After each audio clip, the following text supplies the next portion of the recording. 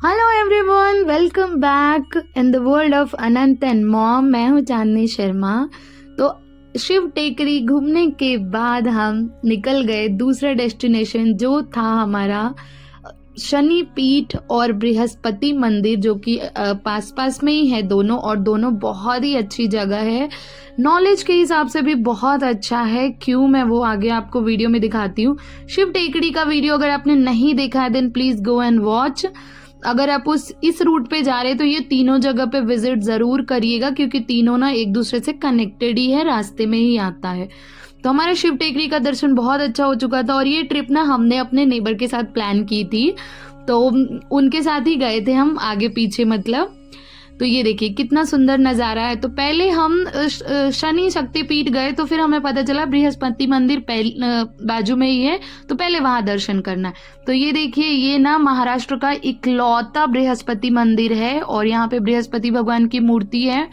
तो हमने पहले दर्शन किया, उसके बाद मुझे लगा साइड में एग्जिट है, बट वहाँ पे यहाँ देखिए इनके दाईं तरफ में हनुमान जी का अंदर बना हुआ है मंदिर, और नवग्रह की मूर्तियां हैं वहाँ पे। फिर वहाँ आप पूजा करके वहीं पे नारियल फोड़ने की जगह है, आप वहाँ पे नारियल फोड़िए। देन इनके राइट साइड में यज्ञशाला है, और बाथरूम वगैरह उस साइड में है, लेफ्ट साइड में, राइट साइड में मंदिर के। तो वापस आपको सेम दरवाजे से मंदिर में आना है, एंड देन आप ये गेट से बाहर जाके लेफ्ट साइड में जा सकते हैं। तो ये हमारा बहुत अच्छा दर्शन हुआ बृहस्पति भगवान का। और ये देखिए फिर हम आ गए, ये है शनि शक्तिपीठ। तो यहाँ पे ये जो आप सामने देख रहे हैं ना टीवी स्क्रीन, इस पे यहाँ का जो पौराणिक कथा यहाँ जगह से जुड़ी है वो बताई जाती है। हर घंटे वो रिपीट टेलीकास्ट चलते रहता है, तो आप बैठ के वहाँ पे सुन सकते हैं, देख सकते हैं। या तो ऐसा माना जाता है ना, ये जगह ना चारों तरफ पहाड़ है और बीच में ये जगह है। तो ऐसा माना जाता है कि अपने वनवास के दौरान यहाँ पे पांडवों ने कुछ दिनों तक निवास किया था।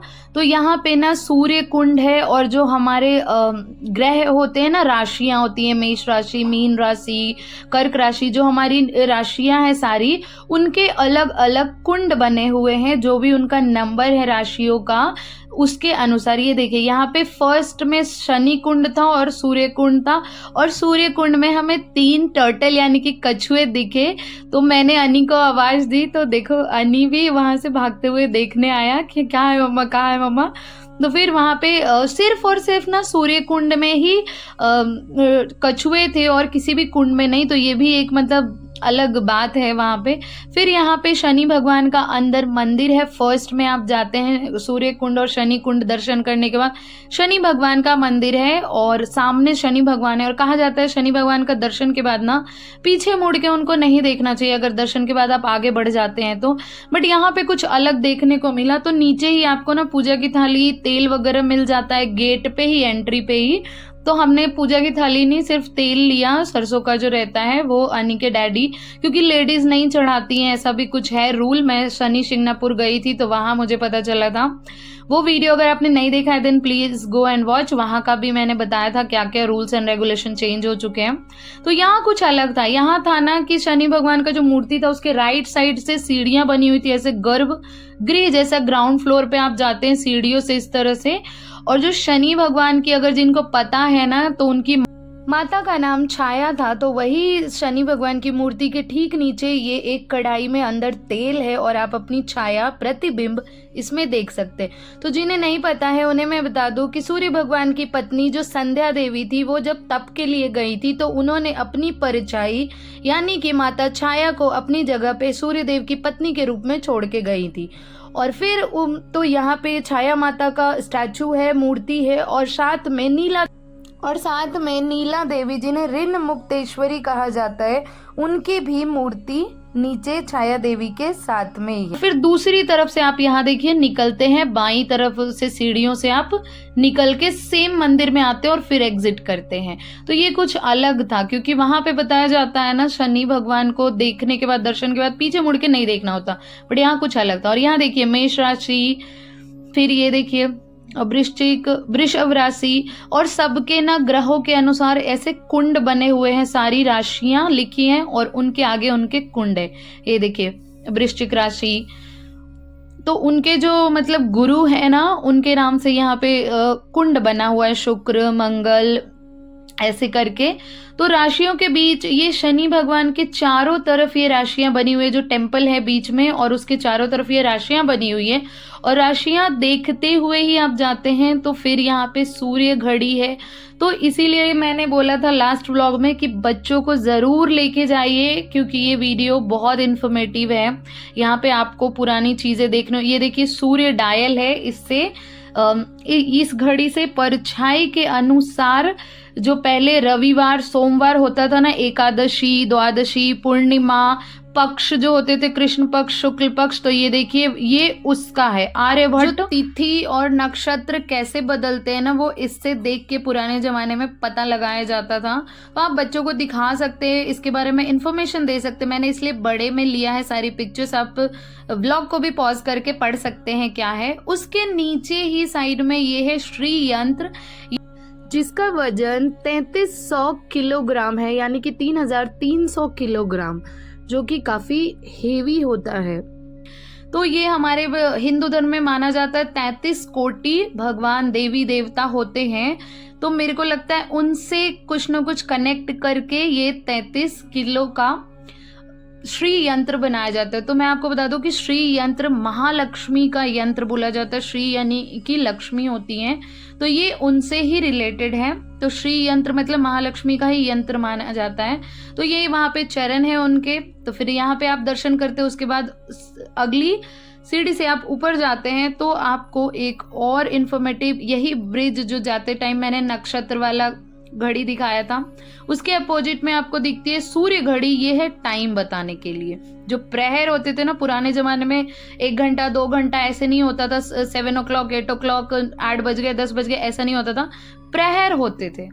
तो ये घड़ी जैसे जैसे सूर्य की प्रति छाया पड़ती जाती है ना, ये घड़ी उस अनुसार छाया के अकॉर्डिंग समय बताता है। तो ये इस घड़ी को इसलिए सूर्य घड़ी बोलते हैं, क्योंकि जैसे जैसे सन राइज होता है, उगते से डूबते तक जो उनका अलग अलग एंगल पे छाया बनता है वो सुई का, तो उसके अनुसार समय प्रहर का पता लगाया जाता है, इसलिए इसको सूर्य घड़ी कहते हैं। तो यहाँ दर्शन करिए और प्लीज मैं सच में बोलूंगी बच्चों को लेके जाइए।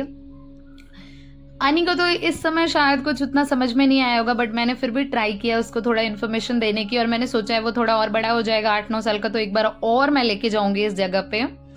और ये देखिए फिर मेरी राशि आती है लास्ट में, मीन राशि। अभी तो ये मिथुन राशि है, उसके बाद फिर आप पूरा ये क्रॉस कर लेते तो ये शनि शक्तिपीठ खत्म हो जाता है। उसके आगे एक बहुत अच्छी चीज़ है, अगर आपको पता होगा तो मोस्ट ऑफ द चीज़ जितनी है ना, सर्जरी मेडिसिन में इनोवेशन, आजकल बहुत सारे टेक्नोलॉजी, अलग अलग लोग बोलते हैं ना कि हमने किया, बट सारी चीज़ों का इनिशिएटिव जो ओरिजिन है ना वो इंडिया है हमारा, यस भारतवर्ष।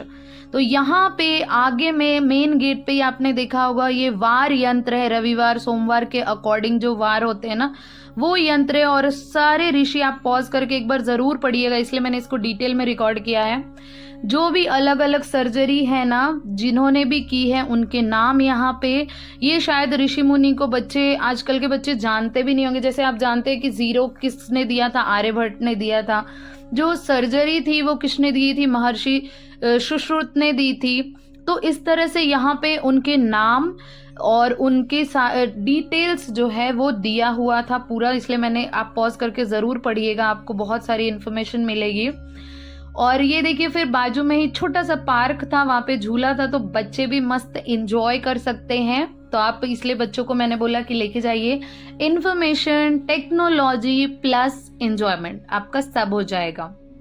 तो वंस मेनी इन वंस बोल सकते हैं आप, एक में बहुत सारी चीज़ों का मज़ा ले सकते हैं।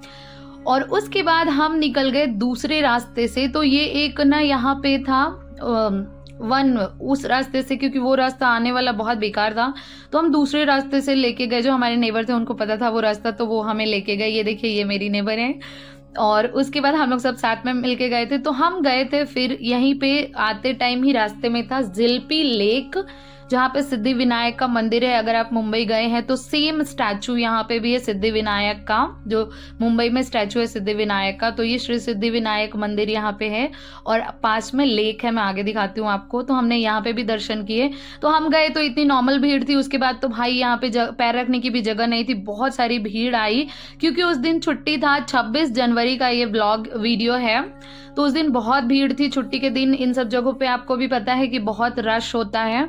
ये देखिए ये गणपति बप्पा है यहाँ पे, जो एकदम डिट्टो वही मूर्ति है जो वहाँ पे है। तो ये था हमारा, मतलब एक दिन में हमने इतनी सारी कवर की जगह और बहुत मज़ा आया हमें घूम के। आई होप आपको व्लॉग बहुत अच्छा लगा होगा। Please do like share and subscribe ऐसे इन्फॉर्मेटिव व्लॉग के लिए। और ये है जिलपी लेक। तो thanks for watching, bye bye, take care.